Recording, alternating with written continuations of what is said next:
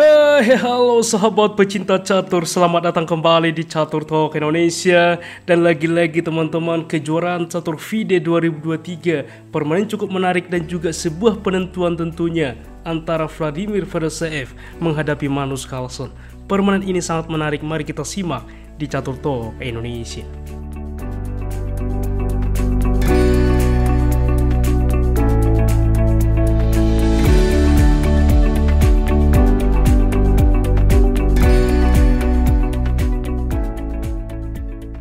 Baiklah teman-teman, di sini Vladimir Fedoseev putih melangkah dengan D4, dibalas kuda ke F6, C4, lalu E6, berlanjut kuda ke C3 dan gajah ke B4. Tentunya ini sudah cukup sering Nimjo Indian Defense.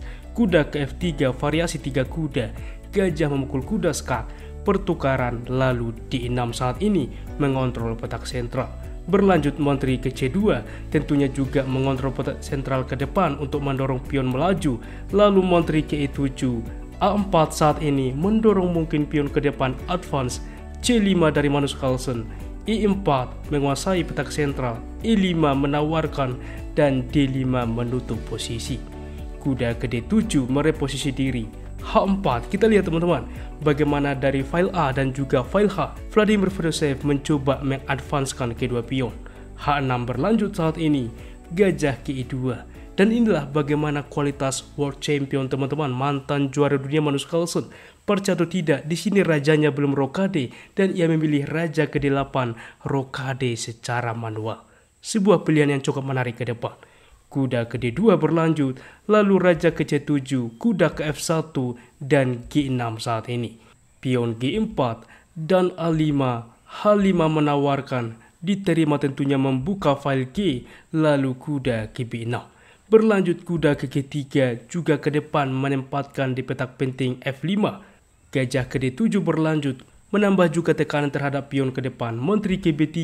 Kita bisa bayangkan teman-teman, dibantu oleh benteng ke depan, maka tiada hal yang bisa untuk melindungi kuda ini ke depan. Kuda berpindah, pion juga akan tumbang, sehingga kuda ke E8 saat ini mereposisi diri ke depan, gajah ke E3, kuda ke G7, di mana ke depan mendorong pion ke sentral, lalu tentunya raja ke D2, dan F5 fokus rencana.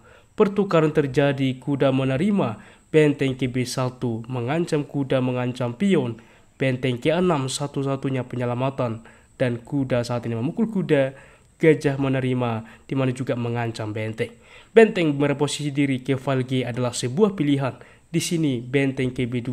Mengapa ini cukup lemah? Karena ke depan benteng ini menjadi sangat pasif teman-teman. Dan melihat juga dari sayap menteri saat ini sudah mulai di-attack, maka Magnus Carlsen mereposisi menteri ke G7, bermanuver ke depan ke G2. Maka melihat hal ini, putih juga langsung mereposisi menteri ke D1 sebagai defender ke depan, mencegah ancaman yang cukup bertubi-tubi dari hitam. Benteng ke G8, lalu raja ke C1.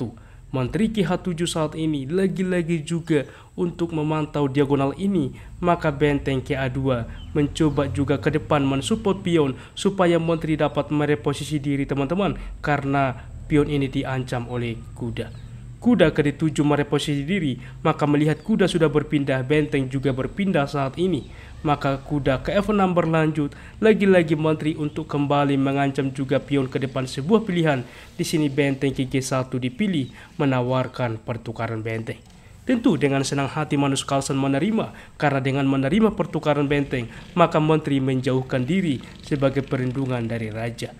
Yang jadi pertanyaan saat ini, bagaimana hitam melanjutkan? Melihat menteri sudah menjauh, tentunya juga ke depan tidak lagi ada ancaman ini, sehingga benteng mereposisi diri teman-teman untuk juga ke depan menyerang, mengcounter attack.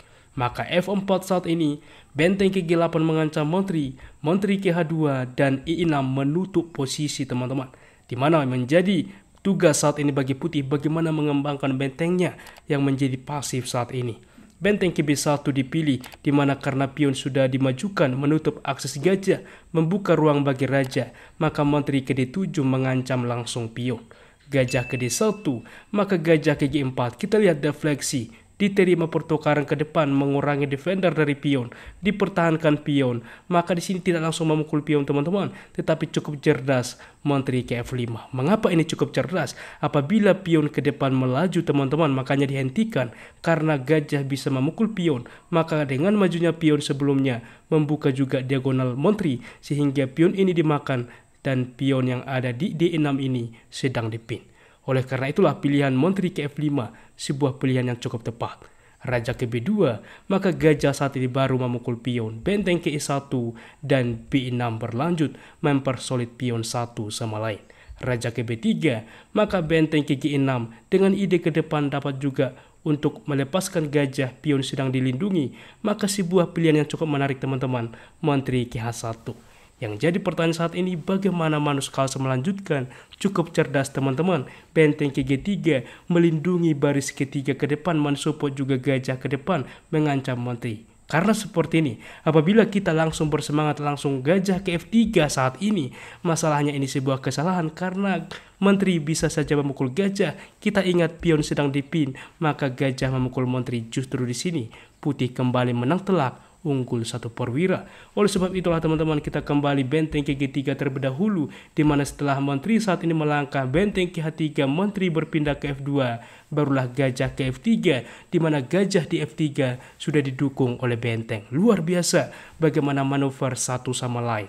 Berlanjut benteng ke G1 saat ini, maka kuda ke G4 di mana memforking tentunya Menteri ke E1, lalu H5 saat ini. Kita lihat teman-teman sesuai thumbnail bagaimana juga solidnya terhubung satu sama lain perwira dari Magnus Carlsen.